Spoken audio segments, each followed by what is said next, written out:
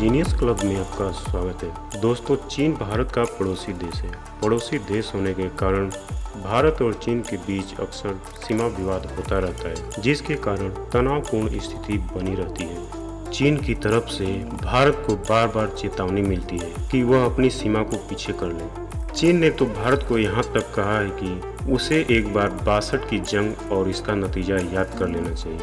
वहीं भारत भी चीन को जवाब देते हुए कहता है कि चीन को भी इस बात को जान लेना चाहिए कि 1962 के भारत से आज का भारत काफ़ी अलग है। चीन इस समय पुराने भारत की तरह इस नए भारत को समझने की गलती ना करे। एग्जैक्टली आज का भारत 1962 के समय से काफ़ी अलग है। आज भारत चीन का मुकाबला करने के लिए पूरी तरह से सक्षम है। भारत चीन को हर क्षेत्र में टक्कर देने के लिए पूरी तरह से तैयार है। पर क्या आप जानते हैं, चीन ने 1962 की लड़ाई को भारत से धोखे से जीता था। चीन ने यह क्यों नहीं बताया 1962 की जंग को धोखा करके जीता था? जी हाँ दोस्तों, वास्तविकता यही है। 1962 में भारत और चीन के बीच सीमा विवाद चल रहा था। उस समय चाइना ने बड़ी चालाकी दिखाते हुए भारत के साथ दोस्ती की। शायद आपको याद होगा एक नारा, हिंदी चीनी भाई भाई। जी हाँ, हिंदी चीनी भाई भाई। चीन ने भारत को इस तरह से विश्वास दिलाया कि भारत कभी सोच भी नहीं सकता था कि चीन उसके साथ इस तरह की गद्दारी कर सकता है। भारत चीन को एक सच्चे मित्र की तरह समझने लगा था। यहीं पर भारत से सबसे बड़ी गलती हुई। भारत सरकार ने उस समय चीनी सीमा पर सैनिकों की संख्या और सैनिकों को मिलने वाले पर्याप्त हथियारों जैसे गोला बारूद, टैंक, जिनके द्वारा युद्ध लड़ा जाता है, सैनिकों की इन सुविधाओं पर भारत सरकार ने ध्यान नहीं दिया। उस समय भारत सरकार यही समझ रही थी कि चीन तो अपना मित्र है और यह भारत के साथ लड़ाई नहीं करेगा। बस चीन ने इसी बात का फायदा उठाते हुए 1962 में अकस्मात भारत पर हमला कर दिया, जिसके लिए भारतीय सैनिक और भारत सरकार पूरी तरह से तैयार नहीं थी। नतीजन इस युद्ध में बहुत से भारतीय सैनिकों ने अपनी जान गंवाई और इंडियन फोर्सेस के पास चाइनीज फोर्सेस से लड़ने के लिए पर्याप्त हथियार और सुविधाएं नहीं थी, जिनके कारण भारतीय सेना को पीछे हटना पड़ा था। और उसी समय चाइना ने लद्दाख के एक बहुत बड़े भूभाग को अपने कब्जे में कर लिया था, जो आज भी चीनी सैनिकों के कब्जे में है। और दोस्तों, हम उसी भूभाग को अक्साई चीन के नाम से जानते हैं। दोस्तों, इस बार 2020 में भी चाइना ने भारत के साथ कुछ ऐसा ही किया है। पेट्रोलिंग के लिए जा रहे भारतीय जवानों के ऊपर पहले से ही घात लगाकर चाइनीज सैनिक द्वारा धोखे से हमला किया गया है, वरना इनकी इतनी औकात कहाँ कि भारतीय सेना के सामने आकर लड़ाई कर सके। भारत का एक जवान कम से कम 5 चीनी सैनिकों पर भारी पड़ेगा।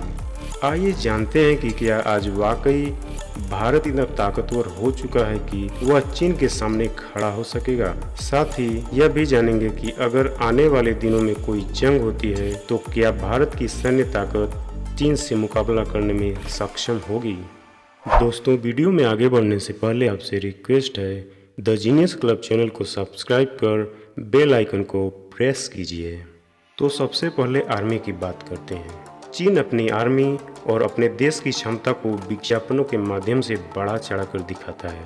वह टीवी चैनलों और बहुत सी एडवर्टाइज करने वाली कंपनियों को रिश्वत के रूप में पैसे देता है, और जिनके द्वारा प्रचार किए जाने पर देखकर आपको ऐसा लगता है कि चीन एक बहुत ही शक्तिशाली देश है, लेकिन असल में ऐसा नहीं है। ग्लोबल फायर पावर रिपोर्ट के मुताबिक भारतीय सेना के पास इस समय 13,25,000 मिलिट्री फोर्सेस हैं। वहीं अगर चीन की बात करें तो यह आंकड़ा बिल्कुल दोगुना नजर आता है। चीन के पास 23,35,000 सैनिक हैं। इसके अलावा चीन के पास 619 मिलियन लोग ऐसे हैं जो सेना में शामिल होने के लिए बिल्कुल फिट हैं। वहीं भारत की बात करें तो भारत के पास ऐसे लोगों की संख्या 490 मिलियन के करीब है। लेकिन रिजर्व सैनिकों की बात करें तो चीन के पास सिर्फ 14,50,000 सैनिक हैं, जबकि भारत के पास रिजर्व सैनिकों की संख्या 28,40,000 के करीब है। इस तरह कुल मिलाकर भारत की आर्मी फोर्सेस की संख्या चाइना से कहीं ज़्यादा है। भारत की मिलिट्री के पास 2,102 एयरक्राफ्ट हैं, जिसमें से 676 fighter jets, 809 attack aircraft, 666 helicopters और 16 अटैक हेलीकॉप्टर्स हैं। वहीं चीन की बात करें तो चीन के पास करीब 3000 एयरक्राफ्ट हैं। इनमें से 1271 फाइटर जेट्स हैं, 1385 अटैक हेलीकॉप्टर, 912 हेलीकॉप्टर और 206 अटैक हेलीकॉप्टर्स हैं। टैंक के मामले में इंडियन आर्मी के पास इस समय 4426 टैंक हैं, तो चीन की सेना के पास 6457 टैंक्स हैं। बख्तर बंद गाड़ियाँ, यह ऐसी गाड़ियाँ होती हैं जिनमें सैनिकों को बिना किसी डर के एक स्थान से दूसरे स्थान तक ले जाने में सुविधा मिलती है। भारत के पास 6705 बख्तरबंद गाड़ियाँ हैं। चीन के पास ऐसे वाहनों की संख्या सिर्फ 4788 है। इन सब बातों के अलावा चीन को और भी बहुत से फैक्टर पर ध्यान देना चाहिए। चीन को पूर्वी समुद्री सीमा पर बहुत अधिक खतरा है। इस वजह से वह भारत के खिलाफ अपने संसाधनों का पूरी तरह से इस्तेमाल नहीं कर सकता, जबकि भारत की समुद्री सीमाएं पूरी तरह से सुरक्षित हैं। भारत की सीमा 13,888 किलोमीटर है, जबकि चीन की सीमा 22,457 किलोमीटर तक फैली है। चीन की सीमा 14 देशों से जुड़ी हुई है।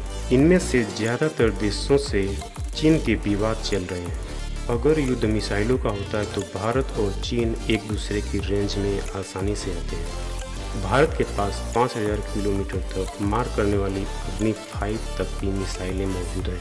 चीन का ज़्यादातर हिस्सा इसकी रेंज में आ जाता है। वहीं चीन के पास DF-41 मिसाइल है। 2019 में दिखाई गई इस मिसाइल के साथ दावा किया गया था कि यह 30 मिनट में अमेरिका पर हमला कर सकती है। इसकी रेंज 9320 किलोमीटर के करीब है। इस मिसाइल का इस्तेमाल न्यूक्लियर वेपन्स ले जाने के लिए भी किया जा सकता है। ग्लोबल फायर पावर वेबसाइट दुनिया के 100 से ज़्यादा देशों की शक्तियों पर नज़र रखती है। वेबसाइट के मुताबिक सैन्य शक्ति के मामले में भारत चौथे नंबर पर और चीन तीसरे नंबर पर आता है। ऐसे में जानकारों के मुताबिक चीन चाह कर भी भारत पर हमले के बारे में सोच नहीं सकता। अगर चीन कोई कदम उठाता है तो भारत की अपेक्षा चीन को भी काफ़ी नुकसान उठाना पड़ेगा। इस तरह यदि सभी फैक्टर्स को मिलाकर देखा जाए तो चाइना के पास भारत से हर चीज़ें लगभग दोगुनी अंतर पर दिखाई देती हैं। लेकिन इसके साथ साथ हमें यह भी देखना पड़ेगा कि चाइना का क्षेत्रफल भी बड़ा है। चाइना भारत से लगभग 7 गुना बड़ा है और भारत का तो सिर्फ एक ही दुश्मन है, पाकिस्तान। लेकिन चाइना के पास तो एक नहीं, दो नहीं, बल्कि बहुत सारे दुश्मन देश हैं। इसलिए चाइना भारत के खिलाफ अपने हथियारों का इस्तेमाल नहीं कर सकता है। तो दोस्तों, यह थी आज के वीडियो में भारत और चाइना की शक्ति से जुड़े कुछ अमेजिंग और इंटरेस्टिंग जानकारी। यह वीडियो आपको कैसा लगा कमेंट में ज़रूर बताइए। साथ ही वीडियो को लाइक, शेयर और चैनल को सब्सक्राइब कीजिए। मिलते हैं आपसे अगली वीडियो में, तब तक के लिए धन्यवाद। Take care.